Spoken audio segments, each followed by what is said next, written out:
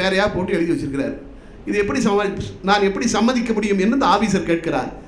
உடனே கண்ணதாசனுடைய மேலாளர், அவர் பெயர் எனக்கு மறந்து விட்டது, அவர் சொல்றார், நீங்கள் ஒன்றும் இல்லைங்க, எங்கள் ஐயாட்ட வந்து கலைவாணர்கிட்ட வந்து யார் என்ன கேட்டாலும் உடனே கொடுத்துருவாரு. அப்படிப்பட்ட மனுஷனா? ஆமாம், ஒன்றும் இல்லை, நீங்கள் இப்போ போய் அவர்கிட்ட என்ன வேணாலும் கேளுங்க, உடனே செய்வார்னாரு. அந்த ஐடி ஆஃபீஸர், சரி நீங்கள் இங்கேயே இருங்கள் என்று சொல்லிவிட்டு நேராக கலைவாணர் ஆஃபீஸுக்கு, நடந்தது கோயம்புத்தூரில், கலைவாணர் ஆஃபீஸுக்கு போகிறார். கலைவாணர் அங்கே இருக்கிறார், ஒரு ரூமில் அறையில் உட்காந்து போன உடனே போகிறார். இவர் தன்னுடைய காரை வெளியே நிறுத்திவிட்டு ஐடி ஆஃபீஸர் என்று தெரியாமலே உள்ளே போகிறார். உள்ளே போய் நான் கலைவாணர் ஐயாவை பார்க்க வேண்டும் என்று சொல்கிறார். வர சொல்லுங்க. பார்க்குறார். கலைவாணர் என்ன இருக்கிறார்? ஐயா, என்னை பொண்ணுக்கு கல்யாணம் வச்சுருந்தேன், ஒரு 2 பவுன் குறைஞ்சி போச்சு, அதனால் கையில் பணம் இல்லை, கல்யாணம் நடத்த முடியாத சூழ்நிலையில் இருக்கேனாராம். ஐயோ, 2 பவுனுக்காகலாம் ஒரு கல்யாணம் நிற்கக்கூடாதுயா, உட்காருங்க, என் கணக்க பிள்ளை வந்து இது வரைக்கும் போயிருக்காரு, ஐடி ஆஃபீஸ் வரைக்கும் போயிருக்காரு, அவர் போயிட்டு வந்தோடனே இப்போ நான் பணத்தை எடுத்து தர சொல்கிறேன் என்று சொன்னாராம். அது எதில் வந்தீங்கன்னாராம்? நான் நடந்து தான் வந்தேனாராம். என் கார்லேயே உங்களை கொண்டு விட சொல்கிறேன், உட்காருங்க என்று சொன்னவுடன் அந்த ஐடி ஆஃபீஸர் கலைவாணருடைய கைகளை பிடித்து கொண்டு, மன்னிக்க வேண்டும் ஐயா, உங்கள் கணக்கப்பிள்ளை கொண்டு வந்திருக்கார அந்த ஐடி ஆஃபீஸர் நான் தான், நான் நேராக அங்கேருந்து தான் வரேன்.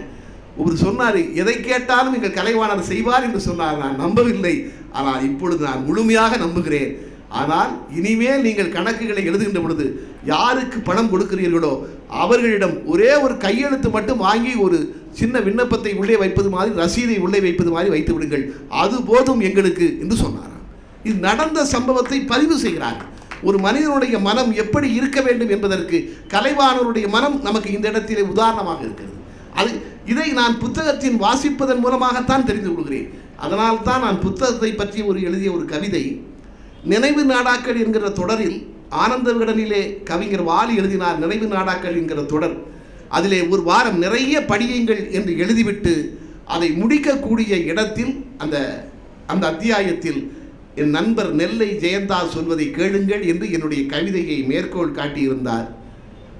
புத்தகங்களை நாம் மேலிருந்து கீழே வாசிக்கிறோம், புத்தகங்களோ நம்மை கீழிருந்து மேலே தூக்கிவிடும். இந்த இந்த இந்த இந்த வரிகளை அவர் மேற்கோள் காட்டியிருந்தார். எதற்காக சொல்கிறேன்? இப்படிப்பட்ட செய்திகளை நான் தெரிந்து கொள்வது இப்படிப்பட்ட புத்தகங்களில் இருந்துதான். அதுதான் எனதுடைய மனதை பக்குவப்படுத்துகிறது. புத்தகங்களுக்கு மட்டும்தான் அந்த சக்தி உண்டு. மனம் சரியாக இருந்தால் யார் பாடினாலும் அப்படித்தானே பாடுகிறார்கள், நம்மை அப்படித்தானே பார்க்கிறார்கள். நான் சரியான மனதோடு வாழ்ந்தால், பெருந்தலைவர் காமராஜர் இருக்கிறார் என்றால் அவரை எல்லோருமே தனக்கென்று எதுவும் வைத்துக் கொள்ளாதவர் என்றுதானே பாடுகிறார்கள். யாரும் மாற்றி பாடுவதில்லையே. கடைசி வரையில் தன் மனதை அப்படி